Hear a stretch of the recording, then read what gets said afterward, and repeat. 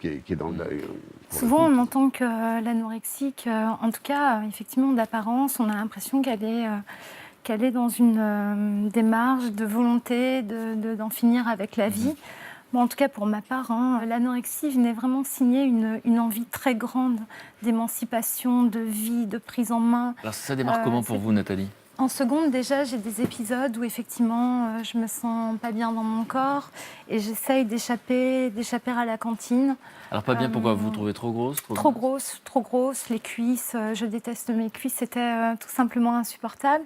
Et effectivement, à la période des révisions du baccalauréat, de la même manière, c'est vrai que c'était une période aussi où je me séparais d'une certaine façon d'une meilleure amie, d'une très très grande amie avec qui j'avais passé de nombreuses années. Il y avait le bac, il y avait tout ce que ça représentait en termes d'éventuels échecs, mais aussi en termes d'éventuelles réussites. Parce que vous avez dit au début, ça commence comme « j'aime pas mes cuisses Oui. et donc j'ai des petits épisodes de régime ». Mais à quel moment ça bascule dans quelque chose qui va prendre toute la place ? Vraiment à ce moment, à cette période de la révision du baccalauréat. Là, ça bascule vraiment où malheureusement, j'ai cette idée malheureuse, oui, vraiment, de rendre après mes repas. Voilà, parce que je l'ai entendu, pareil, j'ai entendu une copine dire qu'elle se faisait vomir. Et là, c'est un moyen de quoi à ce moment-là ? C'est à dire, je peux m'alimenter. C'est de se libérer, c'est de se soulager. Et effectivement, en me libérant de mes kilos, de mon poids, c'est un peu, je prenais cette image d'une personne qui aurait l'impression de se libérer des soucis dans la tête, quoi. Voilà, moi, plus je libère de la matière, plus je trouve la force intellectuelle, plus je trouve cette force de vie, de vivre. Pour qu'on comprenne, parce que ça va basculer quand même dans quelque chose de très dangereux pour les trois, mais à ce moment-là, si on devait avoir une image de vous dans un moment de satisfaction, c'est quoi ? C'est un moment où on se pèse, un moment où on se fait vomir, un moment où on n'a pas trop mangé, un moment où on entend une remarque, qu'on prend comme un compliment. Pour moi, elles sont multiples. C'est quoi cette sensation du ventre creusé, de ces os que je touche. Par exemple, je vous essaie d'imaginer un moment précis de votre existence, vous touchez les os et là vous dites, bon, je peux les toucher, donc quoi ? Je me sens légère, aérienne, libérée, je me sens forte. Alors attention, je ne dis pas que c'est le cas dans la réalité, c'est vraiment une sensation qui est l'histoire qu'on se raconte à ce moment-là. Qui est dramatique. Moi, pour rebondir sur ce que tu dis, moi, ça a été effectivement de me toucher énormément le corps. Alors pas de vérifier, mais vraiment de vérifier constamment. Enfin, je me mesurais les cuisses, pareil, toucher là les os, les poignets, mesurer les poignets. Et en fait, chaque jour, si j'arrivais à un peu plus resserrer autour de mon poignet ou autour. La sensation qu'il y avait un objectif atteint. Et c'est cool, t'as encore maigri, tu y es arrivé et tu peux continuer encore, quoi. Tu peux encore plus y arriver. C'est fou, il y a et c'était ça en fait qui c'est ce côté. Sans jamais rassurant. Que la menace apparaisse dans votre tête à ce moment-là. Il y avait une menace parce qu'autour de moi, il y avait mes parents, il y avait mes amis qui voyaient qu'il y avait un problème et qui le disaient. Alors ils disent quoi et vous réagissez comment ? Mes parents, très rapidement, ils m'ont dit « t'es anorexique » et ils m'ont emmené chez un médecin pour que le médecin me le dise. Et j'ai dit « mais de toute façon, il est nul, il comprend rien et je suis pas anorexique ». Exactement pareil. Voilà. Ils m'ont amené chez un psy et j'ai pas voulu y aller. Et j'ai fait 2 séances et je leur ai dit bon, j'arrête, il me sert à rien le psy. Parce que quand vous dites ça à ce moment-là, c'est pour comprendre là aussi à quel point, qu'est-ce que vous vous racontez. Quand vous dites il sert à rien, ça veut dire bon, je sens qu'il me comprend pas, ou il a envie de me sauver, mais moi j'ai pas envie de me sauver. Voilà, c'est plus ça. C'est plus il a envie de me sauver et moi j'avais 18 ans donc je fais ce que je veux de mon corps et. Voilà, la majorité, avoir 17 ans ou 18 ans, c'est et donc, génial en fait. Je rentre chez moi, j'ai la voiture et je vais pas chez le psy. Je fais ce que je veux en fait. Et à table, pour revenir aux parents, évidemment, les repas étaient devenus des moments de crise absolue parce que les parents, ils veulent quoi ? Que vous mangiez un minimum parce qu'ils ont quand même très peur et ils savent pas quoi faire de vous et ils vous voient maigrir au fur et à mesure et ils sont dans une panique totale.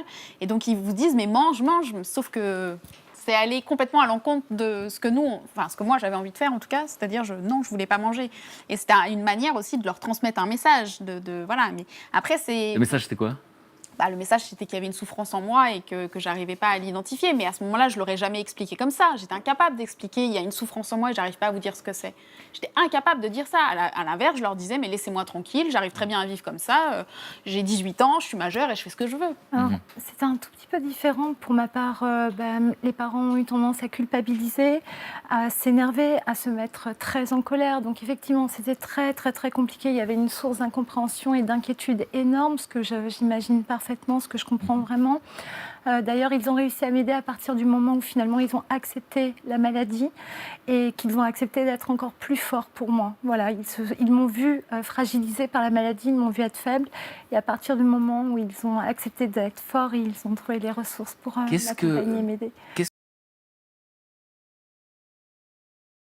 À ce stade, on a envie de savoir maintenant par quoi est passée votre guérison.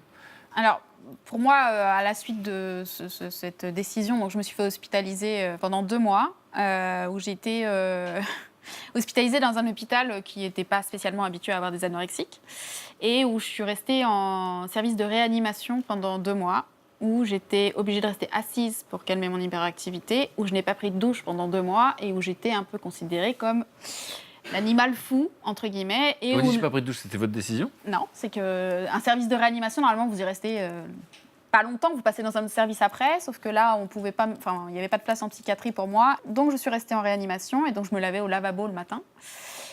Et l'objectif était que je reprenne du poids. Donc, mes parents venaient, ils avaient le droit à un quart d'heure tous les 15 jours. Et comme on était dans l'hôpital, un hôpital dans lequel ils connaissaient quelqu'un, j'avais cette personne qui passait quand même tous les jours. Voilà. Donc j'ai repris du poids effectivement, mais j'ai eu un suivi psychologique, psychiatrique. J'ai vu un psy 2 fois en 2 mois. Donc autant vous dire, quand on vous fait reprendre 10% de votre poids et que vous êtes anorexique et qu'il n'y a pas de suivi psycho à côté, c'est une catastrophe en fait. Et dès que je suis ressortie de cet hôpital au bout de 2 mois après m'être battue, etc., déjà il a fallu reprendre des réflexes, c'est-à-dire réapprendre à marcher, par exemple, parce que quand vous restez assise pendant 2 mois, vos muscles ne marchent plus très bien. Il a fallu réapprendre à prendre une douche dans une salle de bain normale, voilà, des petits réflexes comme ça. Et en fait, 8 mois après, je suis retournée dans un autre hôpital pour calmer mon hyperactivité, parce que j'avais repris finalement des anciens tics.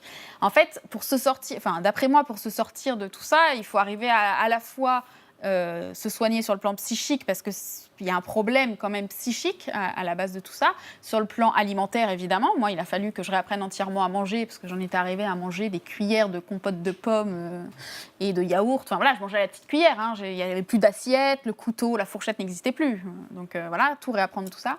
Et soigner aussi le corps, se réapproprier son corps. Parce que quand on passe de 35, 32, quand on passe de poids très très bas et qu'on reprend du poids, il faut réapprendre à connaître son corps, à l'apprivoiser. Et donc, pour vous, c'est passé par quoi, hospitalisation? C'est passé par une bonne hospitalisation, ce qui veut dire un service adapté. Donc là, on s'intéresse à votre alimentation, à votre psychologie? Oui, c'est pareil, il y a une approche qui est assez globale, donc c'est très aidant. Mais j'ai envie de dire que finalement, moi, j'ai pas de recette, j'ai pas de clé, mais c'est tout ce qu'on met en place, tout ce cheminement qui est mis en place pour s'en sortir, qui va être la voie de la guérison. C'est tout ce qu'on essaye, c'est toutes les rencontres qui ont lieu. Et la décision de s'en sortir. Et la décision de s'en sortir. En tout cas, c'est cette... c'est à un moment donné de pouvoir se rendre compte qu'on n'est pas sur des voies possibles entre l'anorexie et la boulimie et qu'il faut s'en sortir. Et là, il faut vraiment avoir cette honnêteté et ce courage d'aller chercher de l'aide. Et si l'aide au début n'est pas la meilleure, eh bien, ne pas hésiter à en trouver une autre et encore une autre. En tout cas, c'est ne pas abandonner.